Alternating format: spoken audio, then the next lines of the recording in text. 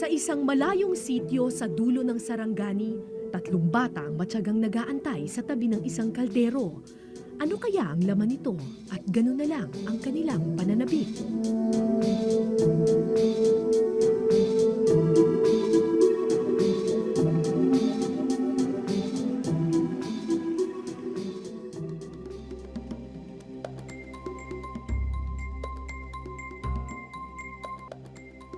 Sa panahon ngayon, pera na raw ang isa sa pinakaimportanteng bagay sa mundo. Di ba nga't may kasabihan, pera ang nagpapaikot sa mundo. Pero alam mo ba kung saan gawa ang perang iyong pinakaiingatan?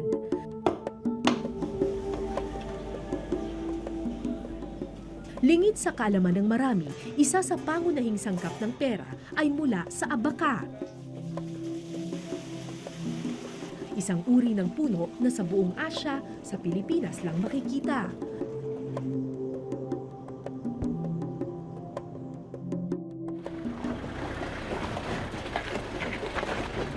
Sa Sitio Banli ang aming pakay, isa sa pinakamalayong sitio sa Malapatan, Sarangani Province. Isa sa pangunahing hanap buhay ng mga taga-roon ang pagkuha ng abaka. Hindi biro ang biyahe patungo sa isa sa pinakaliblib na sitio ng Sarangani. Madilim, mabato, matalahim at matagtag. Okay lang kayo dyan?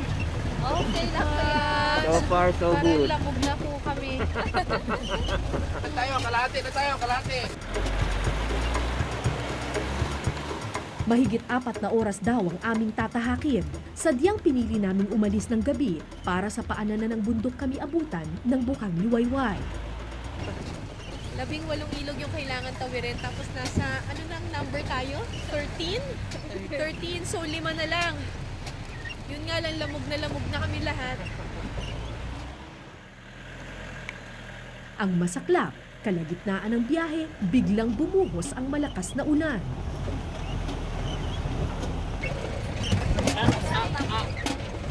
Lapit na kuya. Malapit na. Lapit na ano. Barangay Kinam. Malapit na tayo sa langit.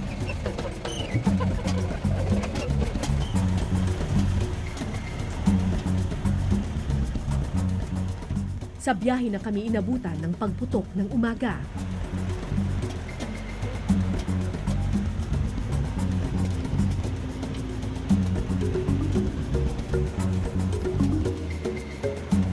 Makalipas ang 1 oras at 2 pang ilog,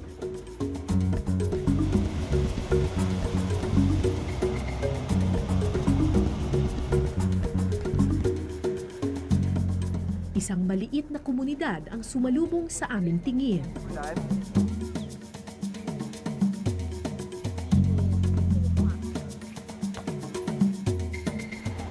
Sa wakas, narating din namin ang paanan ng bundok. Pero simula pa lang pala ito ng aming kalbaryo.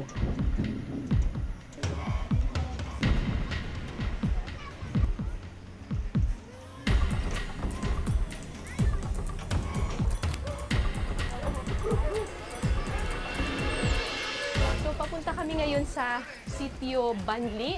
Ang sabi ng mga taga rito, mga 3 oras daw yung lakad. Pero sa experience ko, pag sinabi nilang 3 oras, mga 6 na oras siguro sa akin yun kasi mabagal ako maglakad.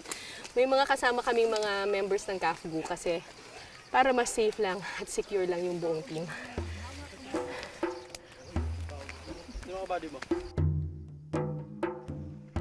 Ilang taong naging NPA conflict area ang mga bundok sa lugar na ito, kaya may kasama rin kaming ilang sundalo mula sa Philippine Army.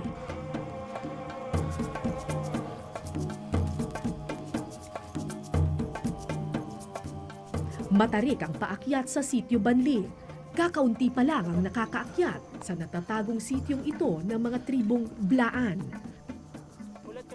6 na oras na lakaran pa ang aming bubunuin.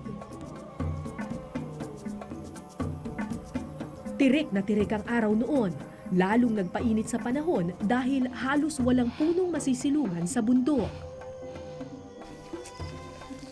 Saan ba yung pupuntahan? Doon? saan po? Yang bundok na mataas na yan? Tapos, yang tuktok na yan? Sa baba niyan? Mga isang oras pang lakad. Isang oras pa pagkababa. Mukhang malayo-layo pa ang aming lalakbayin. Pero pagod man ang mga paa, dumiretso kami sa pag-akyat.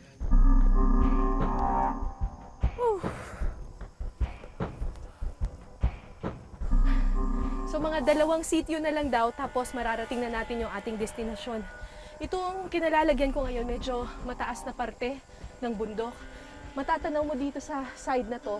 Ang dami-dami pang puno, talagang very thick pa yung forest dito. Pero pag bumaling ka ng tingin dito sa kabila, ayan o, ito yung mas malapit doon sa kapatagan. Puro kalbo na halos lahat ng mga bundok dyan. Nakakalungkot. Isa yan sa mga malaking problema ngayon ng probinsyang ito. Maya-maya, isang kalunos-lunos na parte ng bundok ang tumambad sa amin. Hindi ko alam kung sino at bakit pinutol ang mga punong ito. Pero sa tagal kong umaakyat ng mga bundok, alam kong hindi magandang pangitain ang hatid nito.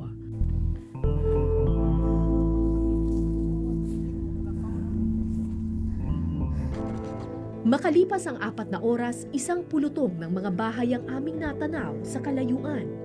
Oh my gosh! Yan na ba? Napapalibutan ng mga bundok ang maliit na sityo ng Banli. Isa ito sa mga pinakamahirap na lugar sa buong Sarangani. Pero isa rin sa mga lugar na pinagmumulan ng sangkap ng pera, ang Abaca.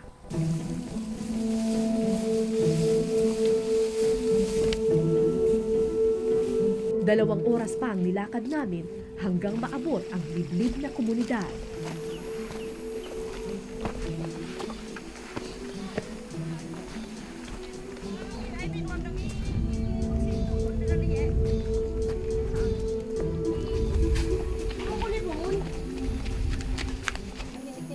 Isang babaeng may kalong na anak ang bumati sa aking pagtapak sa sitio Banli. Inday raw ang kanyang pangalan. Mag-iisang taon na raw ang kanyang anak na si Mariko, pero ang timbang nito, 4 na buwang sanggol lamang. Sa kanyang tabi, ang 3 taong gulang na si Manny. Sa tambok ng kanyang pisngi at laki ng kanyang tiyan, madaling isiping malusog ang batang ito.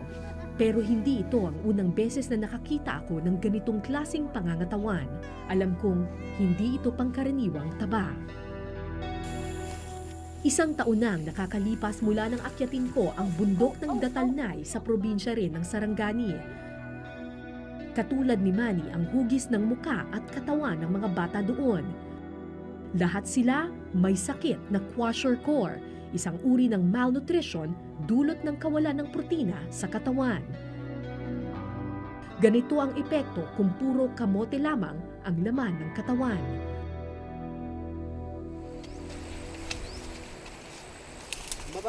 Hindi ako nagkamali sa aking hinala. Mag-aalas 12 na noon at ang tatay ni Manny na si Tusan nagbubungkal pa para maghanap ng tanghalian.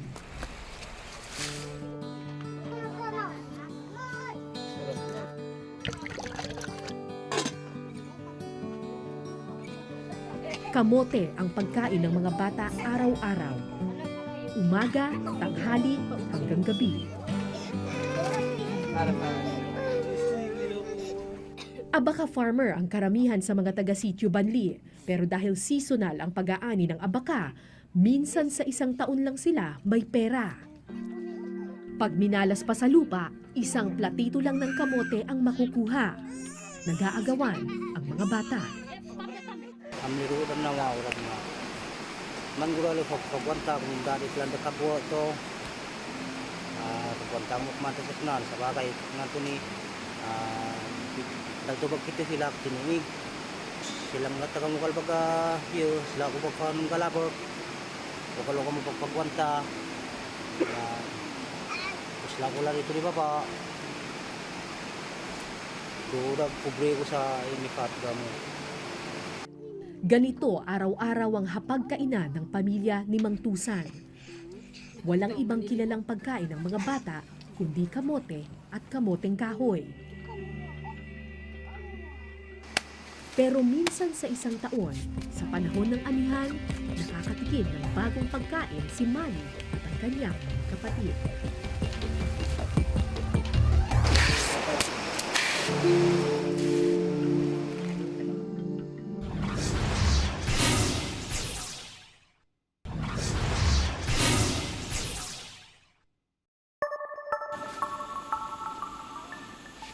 Ang hibla ng abaka ang isa sa pinakamatibay sa buong mundo. Sa buong Asya, sa Pilipinas lamang matatagpuan ang puno ng abaka.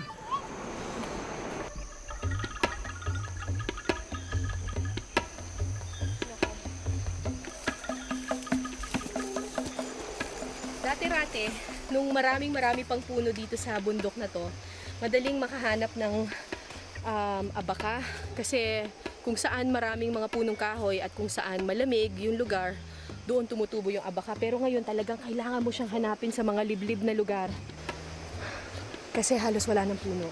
Ito yung isa sa mga liblib na lugar dito.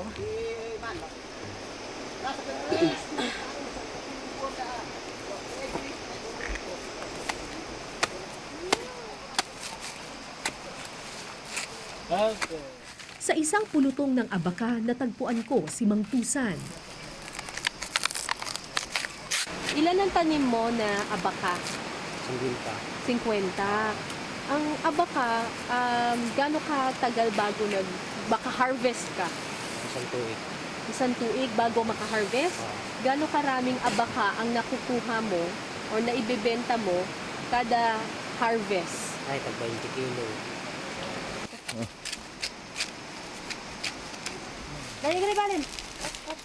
Ang malalaking puno ng abaka lang ang pwedeng mapagtunan ng hibla.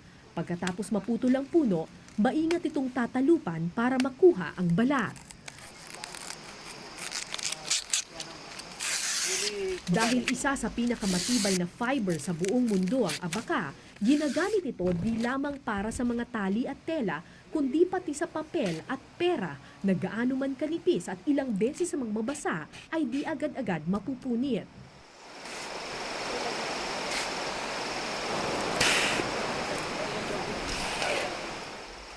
Pero kailangan ng matinding puwersa para makuha ang bawat hibla ng abaka. So yung abaka, very fibrous siya. So makikita mo meron siyang parang grooves na ganyan. Actually, may sinulid dyan sa loob na kailangan nilang ma-extract.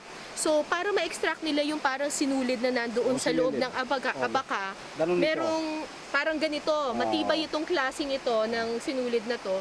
Kailangan papapuntahin mo siya dito sa, may blade dito, merong mekanismo dito na tatapakan mo siya, tapos parang may blade, lalagay mo siya dito, tapos iipitin mo siyang ganyan, tapos saka hihilahin. Okay, hindi ko lang mahila kasi ang tigas. Mahaba niya. Kailangan habaan ko. Hindi ko kaya. Ha? Ang hirap. Kailangan liitan ko na lang. Sige, kung maliit para sa akin. Yan. Tapos hihilahin mo ngayon siya para lumabas yung... Okay! Ito. Oh my God. Ganun, no? Tapos gaganunin na ngayon. Oo. Yun na. Tapos ito na ngayon yung abaka. Oo. Kaya di ko lubos maisip kung paano kinakaya ng batang si Gerson ang trabahong ito.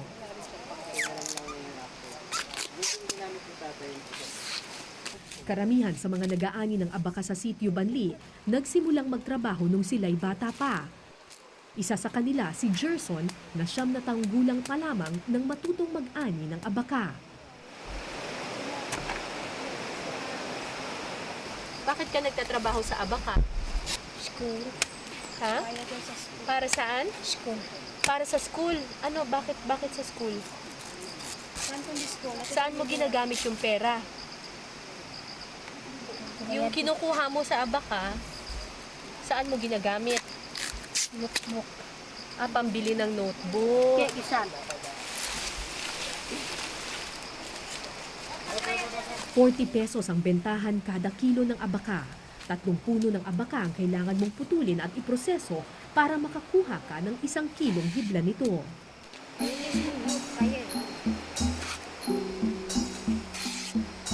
Sa halagang 40 pesos kada kilo, kung tutuusin, malaki ang kita sa pag-aabaka. Yan ay kung maraming puno na mapagkukunan ng hibla. Noon daw, sa dami ng mga puno, 3 beses kada taon sila nag-aani ng abaka.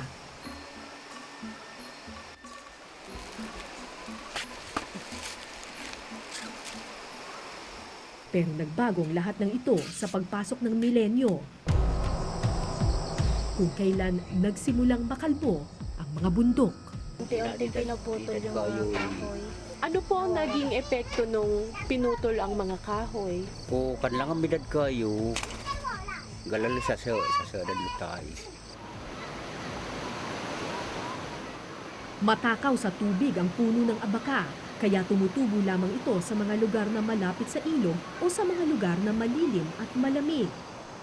Kapag nakalbo ang bundok, kapag naubos ang puno, mauubos din ang lilim na kailangan ng mga abaka. Eh paano kapag walang kahoy?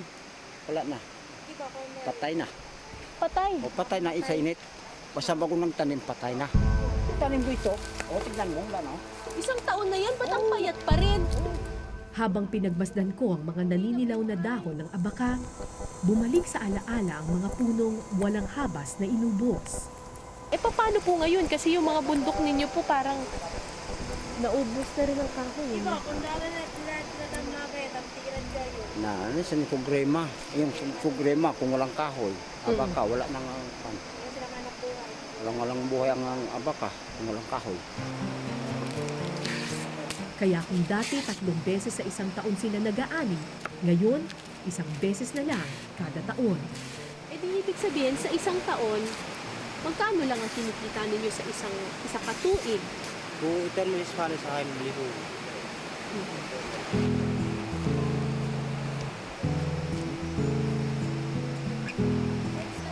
₱1,000 kada taon, 80 pesos kada buwan.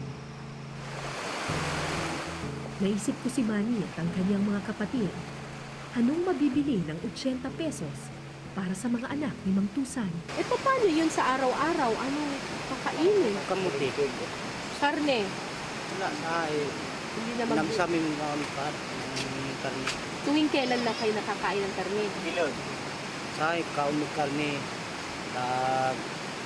Sa katuwid na kayo nagkasari sa mga simbahan. Eh tuwing kailan lang kayo nakakatikim ng bigas? Nagsa. May isa lang paano bukas. Sa isa katuig, ilang beses lang kayo makakain ng bigas? Kung mo kami lukantang budget ni tatlong supa yung sa kaya namin. Sa bahay ni Mang Tusan, 1 bungkos ng abaka ang nakaimbak. 1 taon na niya itong iniipon. 1 taon nang inaabangan ng mga bata ang pagbebenta sa abaka. 1 taon na nilang hinihintay ang pagkakataong makatikim ng ulam at bigas.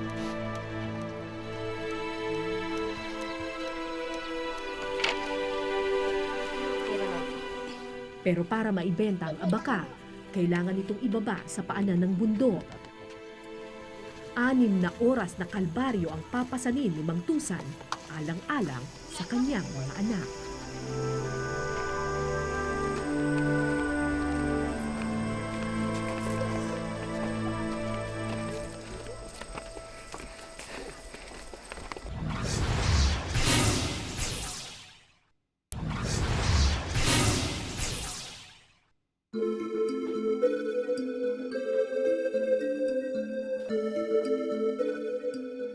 Alas 12 ng tanghali nang magsimulang lumarga ang grupo pababa ng bundok. 6 na oras pa ang kanilang lalakarin, 6 na oras din nilang papasanin ang mabigat na abaka.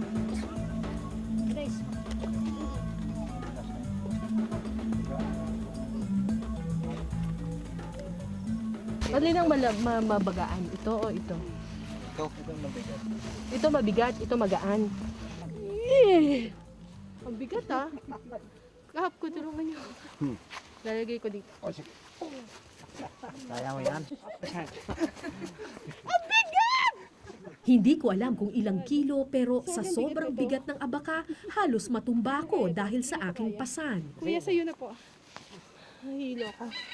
Bigat. O, tignan mo, mga mahirapan mo dito.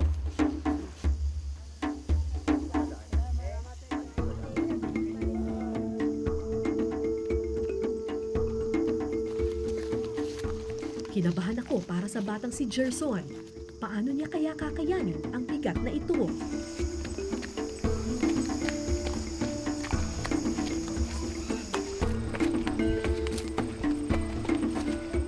Matarik ang daraan ng mga bundok. Madulas din at maputik.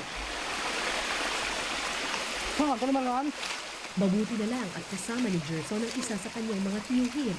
May kahalili siya sa pasanin.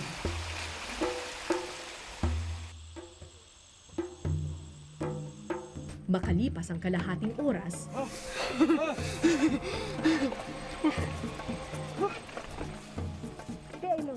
sa puntong ito, hindi na kaya ng bata. Ubalili na kay Gerson ang isang mas matanda.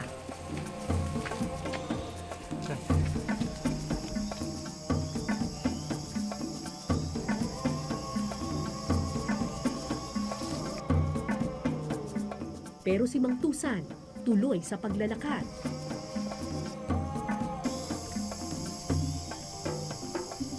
Halos di nagpapahinga, maliban sa paminsan-minsang pagpapalit ng bigat sa lieg at balikat. Kaya ang 6 na oras na lakad, minsan kinukuha lang niya ng 4. Makalipas ang 2 oras, pagod na ang aking mga paa. Pero tuloy pa rin si Mang Tusan. Actually, hindi sila naglalakad eh. Parang silang tumatakbo. Parang brisk walking kasi para daw medyo gumaan-gaan ng konti. Yung dinadala nilang abaka. Kung kalbaryo ang paakyat ng bundok, mahirap din ang pababa. Masakit sa tuhod. At sa kaso ng mga nagkakarga ng abaka, doble pa dahil sa bigat na kanilang pasan. Kaya naman, Dito kasi sa part na to, medyo pababa siya. Kaya, ang ginagawa nila, yung gravity dahil pababang gano'n, sinusunod na lang nila yung katawan nila. So, araw silang walang preno. Parang tumatakbo na.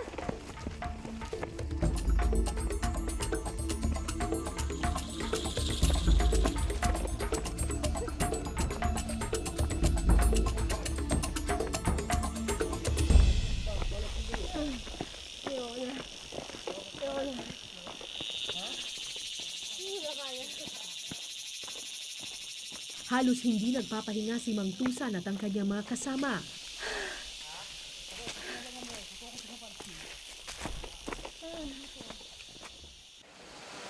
Tumitigil lamang kapag may madadaan ng ilog na pwedeng mapag-inuman.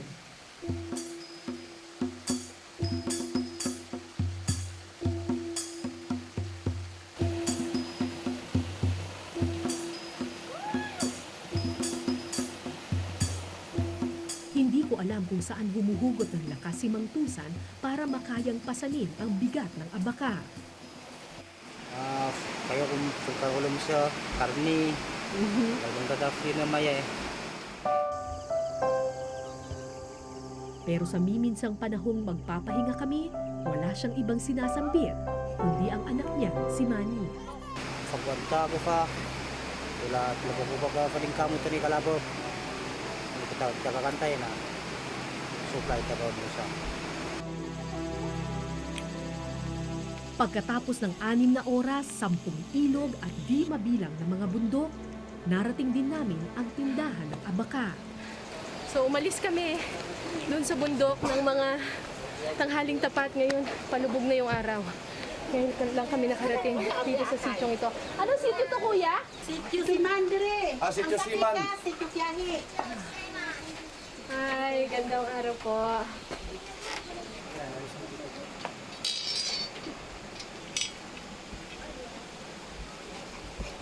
$22.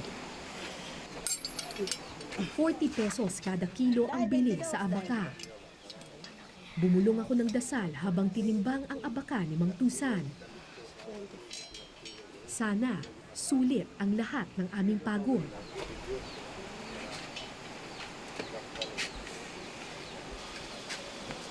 27. 27. 27 kilos. Kung hindi ako nagkakamali, mahigit 1,000 piso ang iuuwi ngayong araw ni Mang Tusan. Pero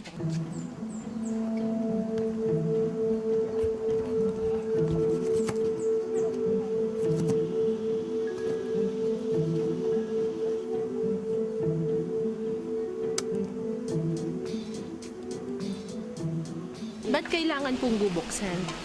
Baka may basa doon sa loob at pagdating doon sa Jinsan, bawasin naman nila. Bawal po ang basa. Oo, bawal ang basa. Bakit po? Kasi maputol. Dali lang maputol. Madaling maputol.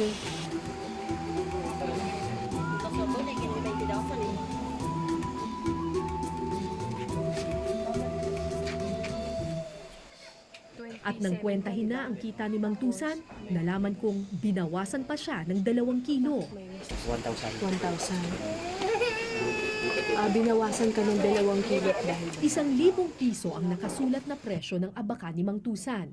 Kahit papano, natuwa na rin ako dahil alam kong marami-rami na ring bigas at ulam ang mabibili ng halagang ito. Pero ng oras na ng bayaran, 400 pesos lang ang inabot kay Mang Tusan. bakit 400? Oo. May utang siya sa akin. May utang siya sa'yo. Magkano ang utang niya? Mga 500 plus lang. 500 plus ang utang niya sa'yo. Napangiti na lang ang masipag na ama at agad na bumili ng pagkain para sa kanyang mga anak. Kape, asukal, 1 gatang ng bigas at ilang lata ng sardinas. Pinagmasdan ko ang 200 pisong hawak ni Mang Tusan. Ilang piraso ng papel na 1 taon niyang pinaghirapan. Alam kaya niyang ang papel na hawak niya ay gawa lang rin sa abaka. Kakatwang isipin, ang taong nagpapasa ng sangkap ng pera, hindi man lang makahawak ng pera.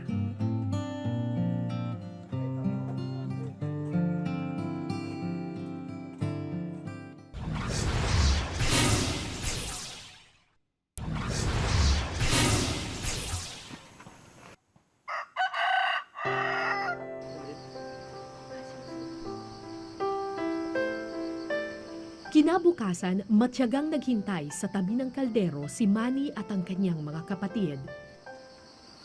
Ito ang unang araw matapos ibenta ni Mang Tusan ang kanyang abaka. Batid ko na ang inaabangan ng mga bata.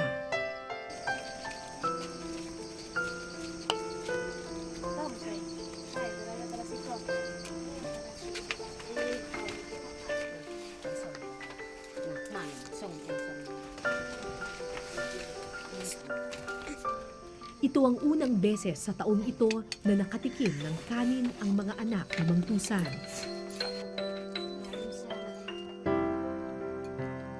Bawat butil kanilang ninamnam. Dahil bawat butil nito ay ilang oras na pinasan,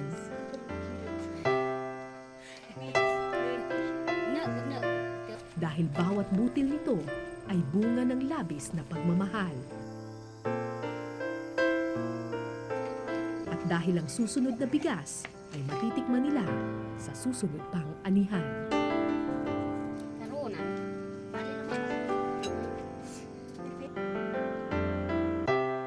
Ako po si Cara David at ito po ang Eyewitness.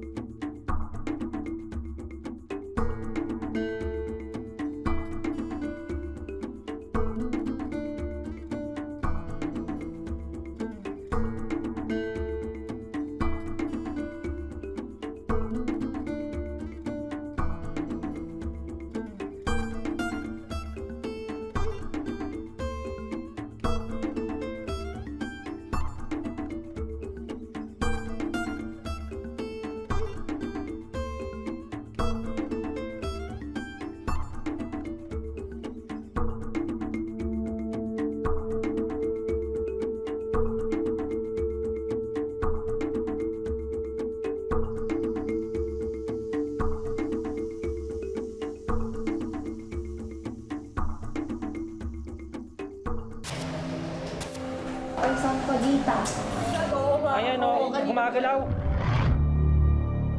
Ito yung nasa likod ko, pero hindi ko siya ma-describe. Sandali lang po ah. Dali! Babae naman tayo. Oh, wow. Nadidinig ko eh.